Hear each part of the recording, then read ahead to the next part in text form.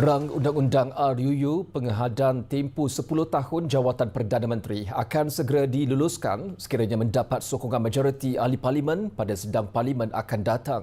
Perdana Menteri Datuk Seri Anwar Ibrahim berkata tempoh sedekad adalah mencukupi untuk seorang Perdana Menteri melaksanakan agenda pembaruan dan dasar utama negara sebelum memberi ruang kepada kepimpinan baru meneruskan khidmat.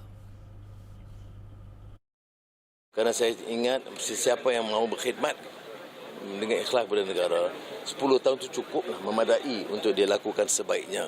Dan selepas itu sepatutnya disedia untuk melepaskan untuk rakan-rakan yang lain meneruskan khidmat. Perdana Menteri berkata demikian kepada pemberita selepas menunaikan solat Jumaat bersama penduduk di Masjid Nurul Hidayah, Kampung Seri Ciding, Kuala Langat pada Jumaat. Dalam pada itu, beliau berkata cadangan pengehadan tempoh jawatan tersebut akan terpakai bermula dengan diri beliau terlebih dahulu.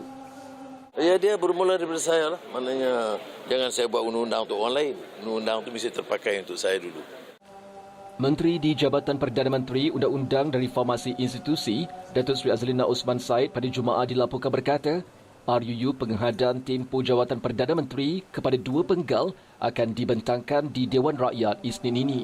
Bacaan kali kedua RUU pengehadan tempoh jawatan Perdana Menteri pula dijadualkan pada 3 Mac dengan Datuk Seri Anwar Ibrahim dijangka membentangkannya sendiri.